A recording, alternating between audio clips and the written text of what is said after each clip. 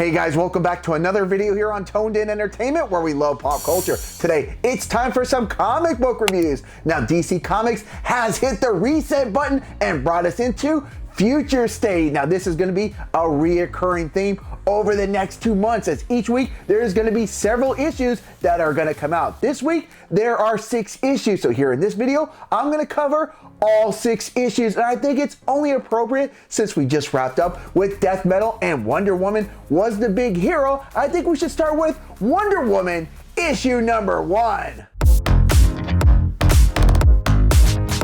Coming right out of the Amazonian rainforest is DC's newest Wonder Woman, Yara Flor. Now, while Yara will have some of the same characteristics as Diana, like super strength, Yara definitely has a little more zing and pep when it comes to her personality. She has very little patience whatsoever and has no problem taking what she wants, whether it belongs to her or not. While not too much really happens in this particular issue, the writer Joelle Jones is really trying to give us an introduction to the new character. Throughout this issue, Yara's main objective is that she's on a journey down to the underworld and will demand that Hades return her captured sister. But along the way, she comes across Kaipora, who catches Yara in the act of what she thinks is poaching. But Yara explains that she's going to take this horn and drive it through Hades if he refuses to return her sister. Kaipora ends up making a deal with Yara that if she leaves the horn behind, she will take her down to the underworld as she can pass freely. Now, when you look at these two physically, yes, they are very different, but they actually make for some pretty comedic fun. I also like the way they portrayed the underworld, that it's like a train stop where people who have died are heading out to get on the paths that they have chosen to live out their days. Now, one thing Yara wasn't aware of is that she would need currency in order to catch a ride with this Grim Reaper looking boat captain. And in a very non-Wonder Woman way, Yara ends up stealing some currency, which in turn starts a riot. And as this issue concludes, before Yara can go any further, well, she ends up staring down these mammoth hellhounds. Now, on a scale of 1 to 10, I'm going to give Wonder Woman issue number 1 a 7.5 out of 10. Maybe I went into this issue with higher expectations and was expecting a little bit more. But in the end, Wonder Woman Part 1, Hell to Pay, was still a very fun and different take on the Wonder Woman character. She's got the brute power, but by far a very different personality with a little more spunk to her, and I feel like Yara is definitely going to be stirring up some trouble moving forward when issue number 2 releases in February. Next up, we have The Flash in Death Race Part 1.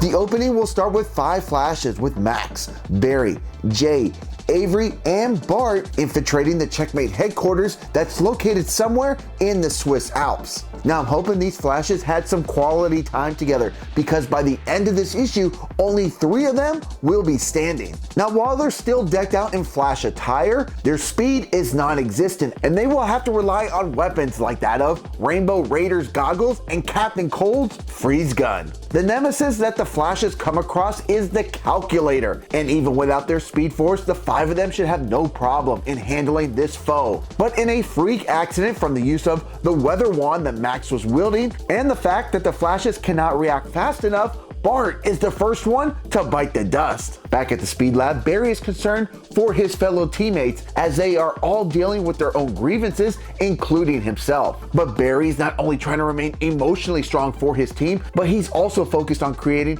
a modified thinking cap that he hopes will help track down Wally West, who not only still has his powers, but is creating all types of havoc. Barry will convince his squad that if they all use these thinking caps, combining and amplifying their mental power, they should be able to tap into his Speed Force Power Brain. Now, as you can see over this 2-page spread, they are able to tap into Wally's mind, and just as they suspected, he's creating all types of havoc and needs to be stopped. However, it seems that Wally might not be in control as he pleads with Barry as he says, "I can't stop it. Using me to kill. Barry, stop it." Now, what exactly is Wally asking to be stopped? Well, it appears to be some type of entity that has possessed him, and it calls itself Famine. As Jay tells Wally to hold on, that they are here to help, Wally ends up sending shockwaves up the spine of Jay and reveals that Famine has just been toying with them as he begins to feast on them using some type of psychic feedback to increase his strength. Now luckily, this group of Flashes do catch a break as Iris, who spoke with Barry earlier in the day, came to check on them, and she was able to remove those thinking caps. Now remember, I told you guys by the end of this issue, I told you that there would only be 3 Flashes that would remain standing. Unfortunately for Jay, he wouldn't survive the attack of famine. With no other options, it looks like Barry and the crew will have to use science to even stand a chance to go up against the power of the Speed Force. Now on a scale of 1 to 10, I'm gonna give The Flash issue number 1 a 9 out of 10. Now I really did enjoy this story here, written by Brandon Viette. You've got a group of Flashes that have to find a whole new way of dealing with their foes now that their main powers have been vanquished. And just as good as the story was, the art done by Dale Eaglesham and colors by Mike Attia, whether it's colorful action scenes, blurry visions, dramatic flashbacks, or heartfelt moments, it's brilliant throughout. Next up, we have Swamp Thing, issue number 1 in Obsidian Sun. Now to be fair, out of the 6 issues this week, Swamp Thing was the issue that was flying lowest on my radar. The story here is written by Ram V, and it's one that all humans are believed to have been eradicated. And with no humans to interact with, it appears that Swamp Thing was pretty lonely and that he created a mini society out of his fallen leaves. And while the majority look up to Swamp Thing, there's Indigo, who is quite the grumpy Gus and wants Swamp Thing to divulge secrets he's been keeping from them. Over the course of this issue, Swamp Thing will go on a rescue mission of a fire that seems to have been created by human machinery. But how is that possible if all humans are believed to be dead? Well, later that same very day, one of their comrades, Bogan, falls victim after tracking down the footsteps that lead to a cave, and to much of their surprise, they find one human who appears to be a little deranged named Venan.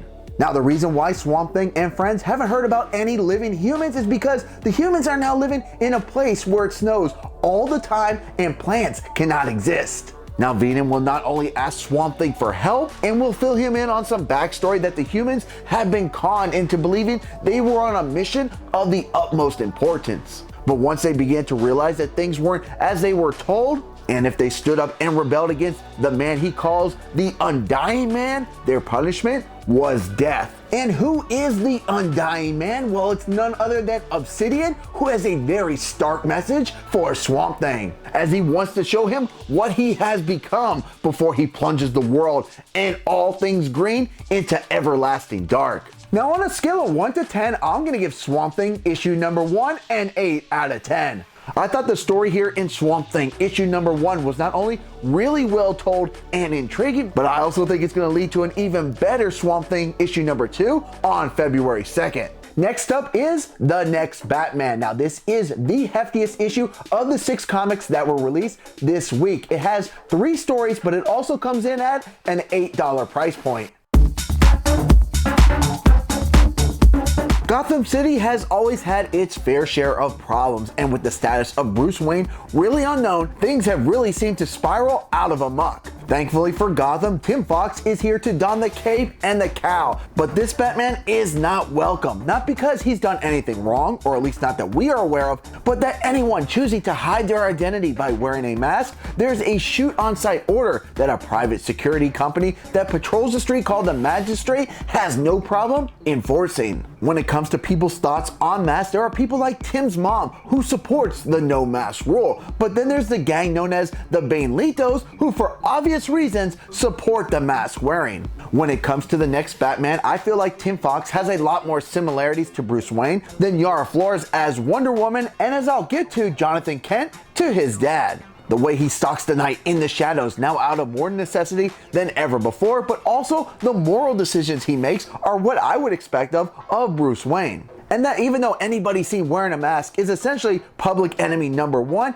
he still puts his life on the line, not only to save lives, but to make sure that justice is served in his eyes. The second story in this issue is going to feature The Outsiders. Now, I'm really happy that they threw this story in here. To be honest, I've only read 1 issue of The Outsiders ever, but writer Brandon Thomas tells a good story that will focus on Katana, who patrols the outside and warns the magistrate if they dare cross the line, she will show them, as obviously they don't know how to listen, that maybe the blade is mightier than the bullet. Now Katana definitely has her hands full. Not only does she have to deal with Duke Thomas, aka the Signal, as she makes a stern suggestion to him that he better decide once and for all whose side he's on, but also Caliber, who's not only with the Menagerie, but is now very eager to show Katana some of his new super skills. As Caliber and Katana battle it out, it appears that he will not only get the upper hand, but Katana looks to be doomed for good. That is until the night sky begins to get lit up, the sky begins to rumble, and Caliber finds it in his best interest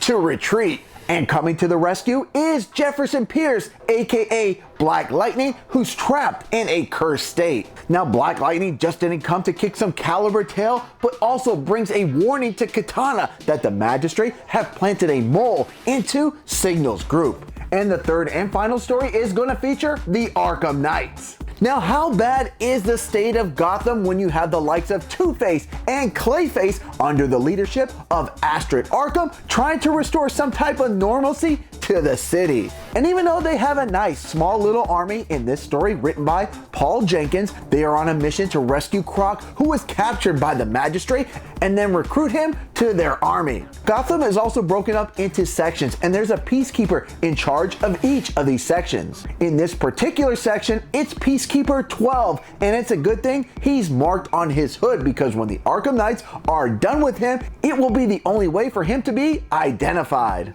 Now on a scale of 1 to 10, I'm going to give the next Batman an 8.5 out of 10. Now, just how hard will it be for Tim Fox as Batman to deal with all these new adversities? Who is the mole that has infiltrated the Signal's group, and do they pose a threat to Katana? And as the sun begins to rise, what chaos will the Arkham Knights continue to cause? Whatever the answers may be, I'm excited to see the follow-ups for all three of these stories. Next on the list, we have Harley Quinn, issue number 1.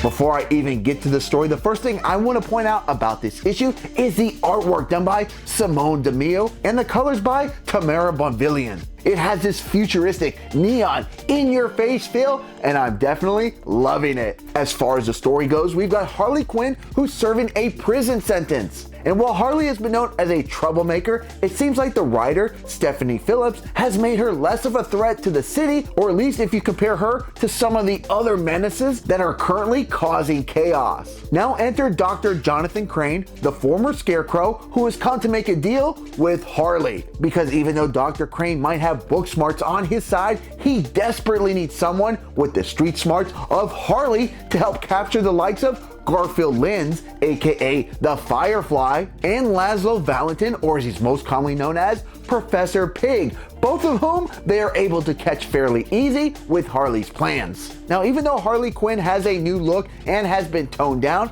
that doesn't mean she's lost her sarcasm, as she tells Dr. Crane, "You want me to help you catch Gotham's baddies? Because you can't." And then proceeds to tell him, "Doc, you couldn't catch a cold standing naked in a blizzard." Not that anyone would want to see that. And even though, just like the Batman story where masked individuals are outlawed, her next challenger, or as Dr. Crane puts it, the entree, will be an opposition who is ignoring all the new rules, and that will be Black Mask, which that story will pick up when issue number 2 of Harley Quinn, called The Black Mask Gang, is set to release on February 2nd.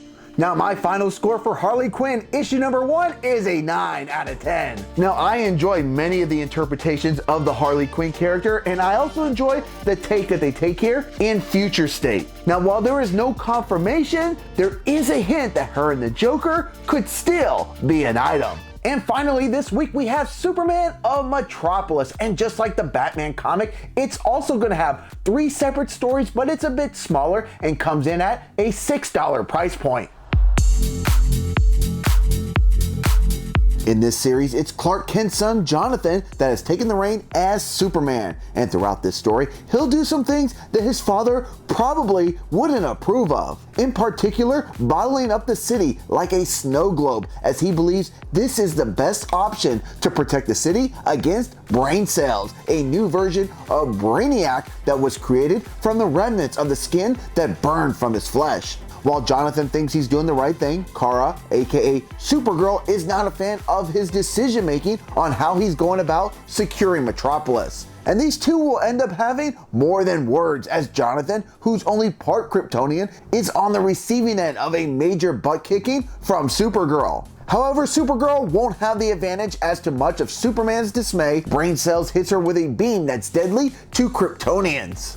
And as Jonathan goes to check on Supergirl, Brain Cell reveals how he's played him like a puppet. Because after all, he was born of Brainiac's flesh, and he knew what Superman's next move was before he did. The story here is by Sean Lewis, and it's pretty good, with Superman thinking he's doing the right thing for his city, but in actuality, he's just a pawn to Brain Cells. And what I enjoyed more than the story here was the artwork by John Timms and the colors by Gabe Eltiab. This story is full of vibrant colors throughout, whether it's the Trojan Solutions implementing their own versions of Law and Order down on the streets, Supergirl laying the smackdown on Superman, and by far my favorite is how they portray Brain Cells. Now, when they add a second or third story to a comic, sometimes it can be a nice way to introduce us to characters or stories we might not have checked out. I thought they did a really good job this week with the next Batman, but I cannot say the same with the second story here in this issue, the Metropolis Menagerie. This story will revolve around Mr. Miracle, and I get where writer Brandon Easton wanted to go with this story and show what life is like